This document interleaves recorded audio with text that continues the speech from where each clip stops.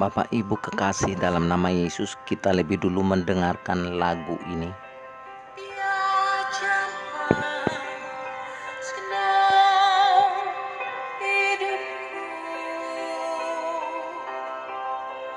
dan beri damai di hatiku.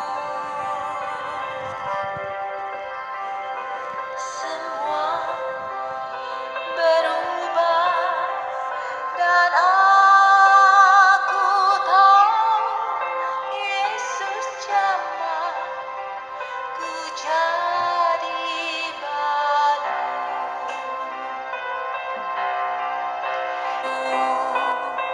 Keadaan di dunia ini akan selalu memberikan kita beban yang berat.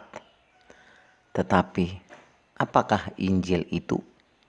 Injil adalah di mana Yesus telah datang mengangkat beban kita. Dengan beban berat, dosa dunia mendera.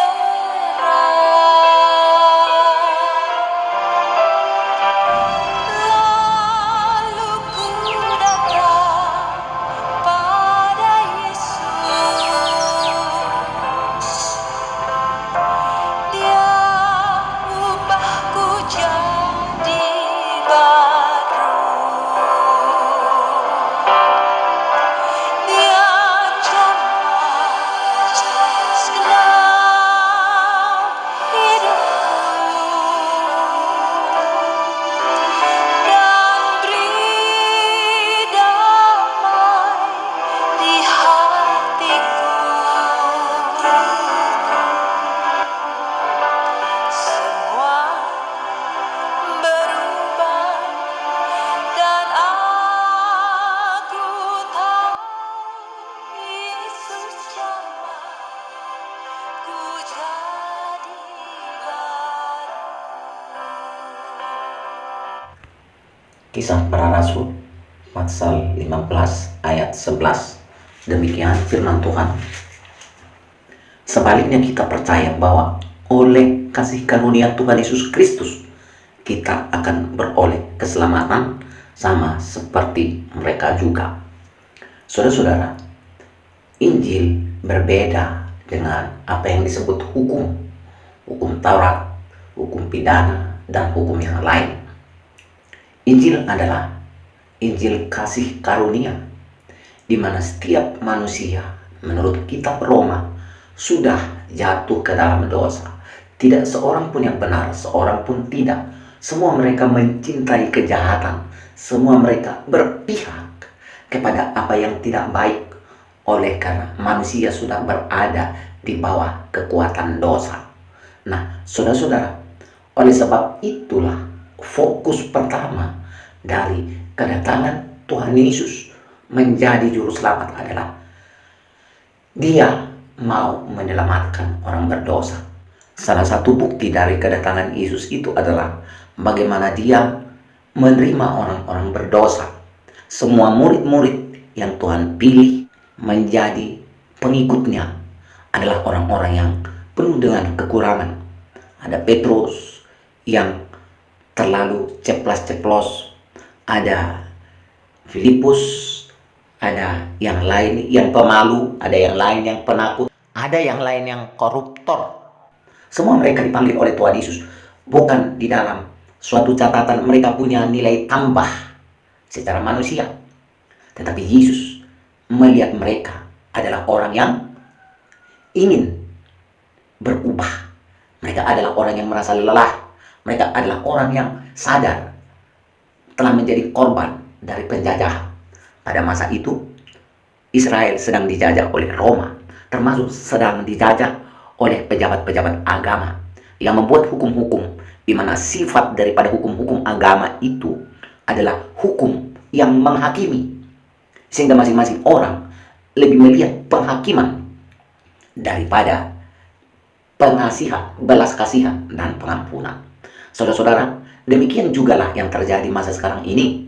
Saudara, sangat banyak gereja-gereja yang mapan, sekolah-sekolah teologi bertebaran, seperti kacang goreng, seperti pisang goreng, dan seperti materi-materi yang lain. Terlalu banyak sarjana teologi, profesor teologi, dan semua yang sifatnya keagamaan berlomba-lomba menjadi agama yang paling mulia.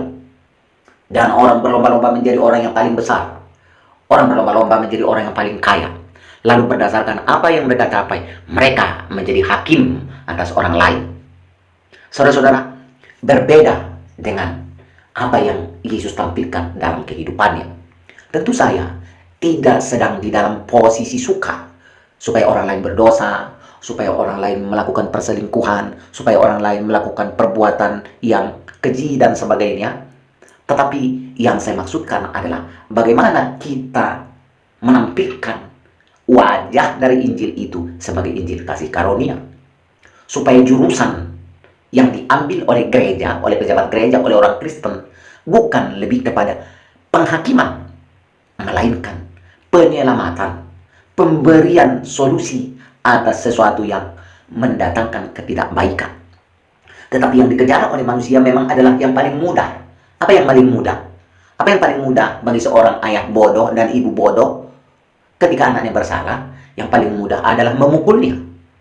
Ketika anaknya pergi menyeberang jalan, lalu berdasarkan aturan yang dibuat, bapaknya memukul anaknya supaya jangan melawan, supaya jangan menentang apa saja yang diperintahkan.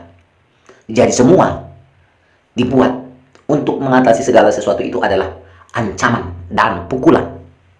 Nah, apa yang dilakukan oleh Tuhan Yesus adalah Dia mengatakan kepada seorang wanita yang berdosa itu, yang berjumpa dengan dia di sebuah sumur, seorang perempuan Samaria yang memiliki suami 5 orang sekaligus, tetapi bukan suami yang resmi, tetapi bahkan dikatakan oleh Tuhan Yesus.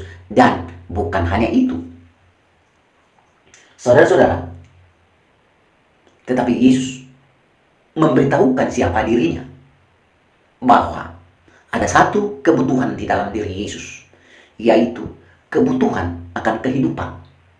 Apa yang tidak dimiliki oleh perempuan ini adalah ketidakpuasan akan hidup, ketidakpuasan akan masa pemerintahan masa itu, dan ketidakpuasan atas pelayanan agama.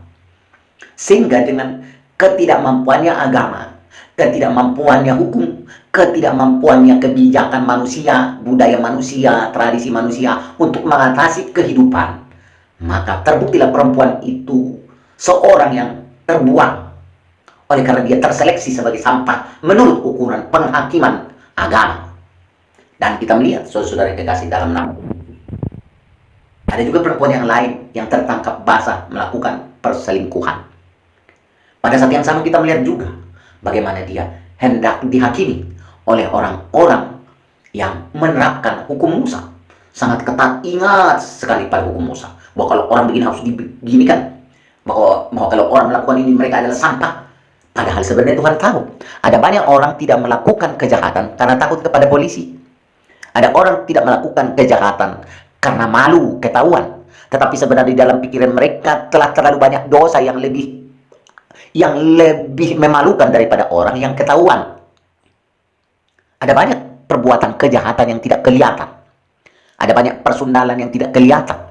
Tetapi siapa yang terpenjara sekarang dan yang berkasus di dalam berbagai schedule di pengadilan, itu semua bukanlah yang terbesar. Itu semua bukanlah yang paling jahat. Itu semua bukanlah yang paling parah. Yang paling parah ada di belakang itu. Itulah sebabnya, saudara yang kekasih, mengapa meskipun orang sudah dihakimi, sudah begitu banyak yang terpenjara, kejahatan tidak berhenti. Karena biang kerok daripada kejahatan itu sedang bersembunyi. Ada yang lebih besar pelakunya di luar dari apa yang sudah tertangkap. Saudara-saudara yang kekasih dalam nama Tuhan, saya tidak bermaksud melegalkan kejahatan itu. Tetapi yang saya mau katakan kepada kita dan kepada semua orang adalah supaya kita menghentikan kejahatan bukan dari rumus penghakiman. Kita harus menghentikan kejahatan adalah dari apa yang Yesus ajarkan. Jangan setelah terjadi dosa demi dosa lalu kita menghakimi. Yang harus kita lakukan adalah kampanye tentang bahwa di dalam kasih karunia ada keselamatan. Keselamatan dari dosa, keselamatan dari penyakit, dan keselamatan dari yang lainnya. Nah, saudara-saudara yang kekasih dalam nama Tuhan, ketika orang percaya kepada Tuhan Yesus, mereka mengakui dosa, mereka mengakui tidak berdaya, dan mereka ingin lepas dari dosanya itu. Kita masuk di dalam pengampunan, lalu kita masuk di dalam kasih karunia Tuhan, dan kita memperoleh kekuatan dan perlindungan dari roh Tuhan untuk memberikan kita kekuatan untuk melakukan kebenaran. Saudara-saudara, jangan merasa dirimu bersih, jangan merasa dirimu sangat suci, jangan merasa dirimu sangat beradab, jangan merasa dirimu hanya karena engkau belum tertangkap basah untuk melakukan dosa, lalu kau merasa dirimu lebih suci dari orang lain. Dan saatnya akan tiba, kau akan menyadari bahwa sebenarnya dirimu pun adalah sampah. Tetapi bagi kita yang sadar bahwa kita orang berdosa, bahwa kita tidak berdaya, bahwa kita adalah orang yang haus akan kebenaran, seperti seorang perempuan yang disebut oleh Tuhan Yesus, engkau bisa minum dari sumur dari mana engkau menimba ini, tapi engkau akan haus lagi. Tetapi barang siapa minum dari air yang kuberikan, dia tidak akan haus sampai selama-lamanya. Maksudnya, saudara yang kekasih dalam nama Tuhan, kepuasan yang disebut oleh Tuhan Yesus bukanlah sebatas kepuasan kebutuhan, tetapi kepuasan akan kebenaran, kepuasan dan perhentian kita dari segala keributan-keributan dan persepsi-persepsi hukum, persepsi adat yang tetap menghasilkan perselisihan demi perselisihan, persepsi-persepsi tentang teologi yang menghasilkan perselisihan demi perselisihan. Oleh karena apa? Oleh karena yang lebih ditonjolkan di sana adalah siapa besar, siapa kuat, siapa ramai, mereka menjadi hakim. Siapa yang kuat bisa menjadi hakim dari yang lemah, siapa yang ramai mereka menjadi hakim dari yang sedikit, siapa punya pendapat dengan khalayak lama meskipun itu salah, asal saja mereka banyak yang sepakat dengan kebodohan, itulah yang kadang-kadang menjadi hukum. Saudara-saudara, pada hari ini saya mengajak kita untuk masuk di dalam kasih karunia Tuhan. Kita yang memiliki dosa dan kesalahan, kita tidak akan bisa selamat dari komitmen kita sendiri. Kita tidak bisa lepas dari dosa-dosa, kebiasaan berdosa itu kalau saudara hanya bertobat kepada hukum, kalau saudara hanya bertobat kepada gereja, kalau saudara hanya percaya kepada teolog. Yang harus kita lakukan adalah kita datang kepada Yesus, mengakui kesalahan dosa kita, dan percaya kepadanya bahwa dia telah mati, menderita untuk menanggung kutuk yang harusnya kita tanggung. Lalu kemudian dengan kita berserah diri kepada Yesus, dia akan memberikan rohnya kepada kita, membuat kita terlindung dari kebiasaan berdosa. Kita akan dikukuhkan. Kita mungkin tidak sempurna, tetapi pondasi yang lebih kuat menahan kita adalah kasih karunia Tuhan Yesus Kristus. Di sana kita mendapatkan pengampunan. Sekarang Bapak Ibu, mari katakan kepada Tuhan, Yesus, Tuhanku, Rajaku, Juru Selamatku, aku datang kepadamu. Aku datang kepadamu. Aku percaya kepadamu bahwa di dalam kasih karuniamu aku diselamatkan. Aku ingin lepas dari narkoba, dari perselingkuhan, dari kejahatan yang lain, dari pikiran yang tidak baik, dari segala kebencian. Aku ingin lepas dari segala kepahitan-kepahitan itu, dan aku ingin mendapatkan damai sejahtera daripadamu Tuhan Yesus. Saudara katakan doa ini sebagai doa yang sama, dan Yesus akan menyambutmu. Tidak seorang pun yang ditolak, sejahat apapun kita dahulu, sejahat apapun kita dahulu, Yesus menyambut kita. Yesus mengasihi kita. Haleluya, haleluya. Terima kasih Tuhan Yesus. Kami serahkan mereka-mereka yang menyambut firman-Mu ini kepada Engkau. Di dalam nama Tuhan Yesus mereka mendapatkan keselamatan dan kehidupan yang tidak bisa diberikan oleh dunia. Dunia ini adalah seperti sekam. Dunia ini adalah seperti sekam. Dunia ini adalah seperti bunga-bunga yang mudah layu dengan segala keberadaannya. Adat, budaya, hukum, dan berbagai hal. Semua apa yang dimiliki dunia ini tidak pernah menjadi fasilitas yang cukup untuk membuat kami damai dan tentram. Tetapi di dalam Engkau, Tuhan Yesus, kami mendapatkan kehidupan yang sesungguhnya. Terangi kami, keterbatasan kami biarlah Tuhan angkat oleh cahaya Roh-Mu yang hadir, menguasai pikiran, hati, dan jiwa kami, sehingga kami hidup di dalam kehidupan yang benar dan berkemenangan bersama Yesus yang menang, yang sekarang berkuasa di sorga Maha Suci, bertahta dan menjadi Raja. Terima kasih Tuhan Yesus. Saya serahkan jiwa-jiwa yang mendengarkan firman-Mu ini kepada Tuhan, di mana Engkau adalah kebutuhan kami seutuhnya, Raja kami seutuhnya, pelindung kami seutuhnya. Terpuji Engkau Tuhan. Diberkatilah Raja, dan kami sambut Engkau setiap hari di dalam hidup kami. Haleluya. Dalam nama Tuhan Yesus Kristus kami berdoa. Amin.